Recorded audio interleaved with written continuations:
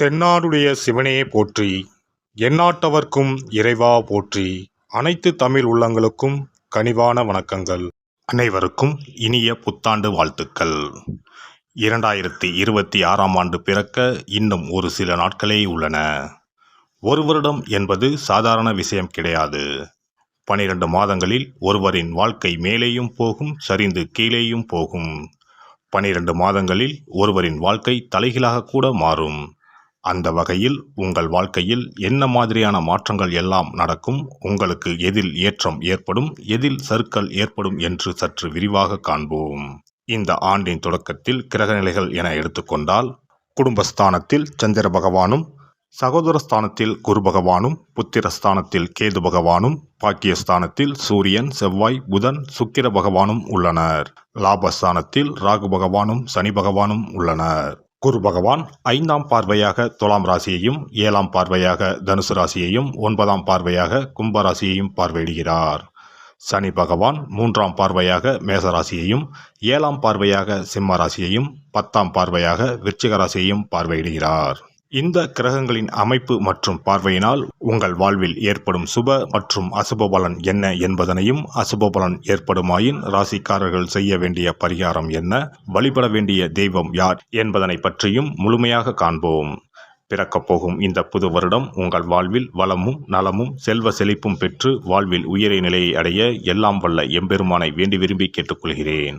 கனிவான பேச்சுக்கள் கொண்ட ரிஷபராசி அன்பர்களே, இந்த ஆண்டு மனதில் பலவிதமான சிந்தனைகளும் தோற்றப்பொழிவில் மாற்றமும் உண்டாகும். வாக்குறுதிகளை கொடுக்கும் பொழுது சிந்தித்து செயல்படவும். மனதில் எதிர்காலம் குறித்த சிந்தனைகள் மேம்படும். உடன் பிறந்தோர் உடன் இருந்த கருத்து வேறுபாடுகள் விலகும். திடீர் விருந்தினர்கள் வருகையால் வீடு களைகட்டும். பயனற்ற பேச்சுக்களை தவிர்த்து கொள்ளவும். பிள்ளைகளின் எதிர்கால நலன் கருதி புதிய சேமிப்பில் ஈடுபடுவீர்கள். புதிய முயற்சிகளின் மூலம் முன்னேற்றமான சூழல் உண்டாகும். உறவினர்கள் வழியில் சில கருத்து வேறுபாடுகள் ஏற்பட்டாலும் சாதகமான சூழல் உண்டாகும். வாகன பயணங்களின் மூலம் புதுவிதமான அனுபவம் கிடைக்கும். ஆன்மீக விஷயத்தில் ஈடுபட்டு மன அமைதி பெறுவீர்கள். பூர்வீக சொத்துக்கள் மூலம் நன்மையான பலன்கள் உண்டாகும். உத்தியோகஸ்தர்களை பொறுத்தவரை இந்த ஆண்டு உத்தியோக வாய்ப்புகள் சாதகமாக அமையும். போட்டித் தேர்வுகளில் சற்று விவேகத்துடன் செயல்படவும். உயர் அதிகாரிகளின் மூலம் ஆதரவான சூழல் உண்டாகும். சிக்கனமாக செயல்பட்டு சேமிப்பை மேம்படுத்துவீர்கள். தடைப்பட்டு இருந்த கடன் உதவிகள் கிடைக்கும். சக ஊழியர்களிடம் பணி நிமித்தமான விஷயங்கள் மற்றும் செயல்பாடுகளை பகிர்ந்து கொள்வதை தவிர்க்கவும். வியாபாரிகளை பொறுத்தவரை இந்த ஆண்டு தொழிலில் நல்ல முன்னேற்றம் இருக்கும். சுயதொழில் செய்வோருக்கு எடுக்கும் முயற்சிகள் கை கொடுக்கும். கொடுக்கல் வாங்கலில் சூழ்நிலை அறிந்து செயல்படவும். வர்த்தக பணிகளில் புதிய முதலீடுகளில் சிந்தித்து செயல்படவும். பிறமொழி மக்களின் ஒத்துழைப்புகள் கிடைக்கும். தொழிலில் சில நேரங்களில் தேக்க நிலை காணப்படும். பெண்களை பொறுத்தவரை இந்த ஆண்டு திருமண வயதில் உள்ள பெண்களுக்கு நல்ல வரன்கள் அமையும். தந்தை வழி உறவினரிடம் பொறுமையை கடைபிடிக்கவும். குழந்தைகளிடம் அனுசரித்து செல்லவும். புதுவிதமான தொழில்நுட்ப உதவிகளின் மூலம் அனுகூலமான பலன்கள் உண்டாகும். ஆரோக்கிய செயல்களில் கவனம் வேண்டும். சொத்து பாகப்பிரிவினை சம்பந்தப்பட்ட விவகாரங்கள் உங்களுக்கு சாதகமாகும். உத்தியோகத்திற்கு செல்லும் பெண்களுக்கு ஊதிய உயர்வு மற்றும் பதவி உயர்வுக்கான வாய்ப்புகள் அமையும். அரசியல்வாதிகளை பொறுத்தவரை இந்த ஆண்டு மக்கள் மத்தியில் செல்வாக்கு அதிகரிக்கும். தொண்டர்களின் எண்ணங்களை புரிந்து கொள்வீர்கள். வரவுகள் குறித்த சில நுட்பங்களை புரிந்து கொள்வீர்கள். அதிகார பதவியில் உள்ளவர்கள் சற்று நிதானத்தோடு செயல்படவும். ஆன்மீக நண்பர்களின் ஆலோசனைகள் ஆதரவாக இருக்கும். வெளியூர் பயணங்களால் உடல் சோர்வும் அசதியும் ஏற்பட்டு மறையும். கலைஞர்களை பொறுத்தவரை இந்த ஆண்டு புதிய ஒப்பந்தம் பெறுவதில் விடாமுயற்சி தேவைப்படும். பொருளாதார வரவுகள் மந்தமாக இருக்கும். இசைத்துறைகளில் புதிய அனுபவம் கிடைக்கும். வயதில் மூத்த கலைஞர்களின் ஆலோசனைகள் மனதிற்கு மகிழ்ச்சியையும் புத்துணர்வையும் ஏற்படுத்தும். வெளியூர் பயணம் குறித்த எண்ணங்கள் கைகூடும். திறமைக்கான அங்கீகாரமும் பாராட்டுகளும் கிடைக்கும். மாணவர்களை பொறுத்தவரை கல்வியில் சற்று விழிப்புணர்வுடன் செயல்படவும். பொழுதுபோக்கு சார்ந்த விஷயங்களில் ஆர்வம் அதிகரிக்கும். புதிய தொழில்நுட்பம் சார்ந்த கருவிகள் மற்றும் அதன் பயன்பாடுகளில் கவனம் வேண்டும். உணவு சார்ந்த செயல்களில் சற்று கவனத்துடன் செயல்படவும். நண்பர்களிடம் சூழ்நிலை அறிந்து செயல்படவும். இந்த வருட கிரக அமைப்புகள் அடிப்படையில் ரிஷபராசி அன்பர்களுக்கு வரவுகள் குறித்த சிந்தனைகள் மேம்படும். புதிய முயற்சிகளில் இருந்த தடைகள் மறையும். சனிக்கிழமை தோறும் ஆஞ்சநேயரை வழிபாடு செய்து வர மனதளவில் புதிய தன்னம்பிக்கை பிறக்கும். தொழில் சார்ந்த துறைகளில் முன்னேற்றம் உண்டாகும். சிறப்பு தொகுப்பு. புத்தாண்டு அன்று செல்வம் பெருக நாம் என்ன செய்ய வேண்டும் என்பதனை பற்றி காண்போம். புத்தாண்டு அன்று நாம் சில விஷயங்களை செய்வதன் மூலம் வீட்டில் செல்வ செழிப்பும் அதிர்ஷ்டமும் மகாலட்சுமி கடாட்சமும் உண்டாகும். ஆகையால் புத்தாண்டு அன்று அதிர்ஷ்டம் தரக்கூடிய வகையில் சில விஷயங்களை கட்டாயம் செய்ய வேண்டும். இன்னும் சில நாட்களில் 2026ஆம் ஆண்டு பிறக்கப் போகிறது. அதாவது ஜனவரி 1/1/2026 அன்று கோவிலுக்கு செல்வது, தானம் செய்வது, புது ஆடை அணிவது மற்றும் வீட்டிற்கு தேவையான பொருட்களை வாங்குவது என பலவற்றை செய்வதன் மூலம் நற்பலன்களை பெற முடியும். பொதுவாக பெரும்பாலான வீடுகளில் எதிர்மறையான எண்ணங்கள் எப்போதும் இருந்து கொண்டே இருக்கும். இதனால் வீட்டில் அதிர்ஷ்டம் என்பதே இருக்காது. முக்கியமாக குடும்பத்தில் மகிழ்ச்சி என்பதே இருக்காது. இவை அனைத்திற்கும் தீர்வு கடவுள் வழிபாடு ஒன்றே ஆகும். கடவுளுக்கு உரிய பொருட்களை வாங்கி வழிபடுவதன் மூலம் வீட்டில் நேர்மறை ஆற்றல் பெருகி குடும்பத்தில் மகிழ்ச்சியும் செல்வ செழிப்பும் உண்டாகும். புத்தாண்டு அன்று வாங்க வேண்டிய 3 முக்கியமான பொருள்: துளசி இலை, ஏலக்காய், கல்உப்பு. துளசி இலை, ஏலக்காய், கல்உப்பு ஆகிய 3ம் மகாலட்சுமியின் அம்சம். ஆகையால் வருடத்தின் முதல் நாள் அன்று மேற்கூறிய 3 பொருட்களை வாங்குவதன் மூலம் வீட்டில் செல்வ செழிப்பு உண்டாகும்.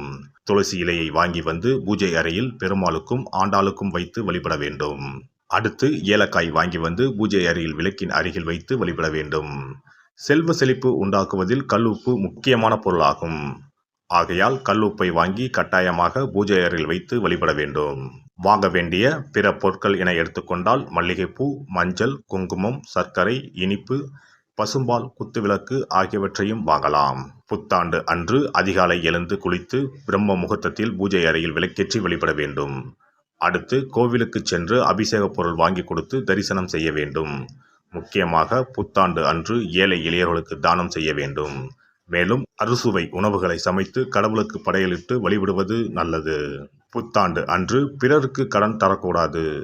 நல்ல நாட்கள் மற்றும் விசேஷ நாட்களில் பிறருக்கு கடன் கொடுப்பதன் மூலம் வீட்டில் அதிர்ஷ்டம் குறையும். ஆகையால் சுப நாட்களில் பிறருக்கு கடன் அளிப்பதை முற்றிலும் தவிர்த்து விடுங்கள்.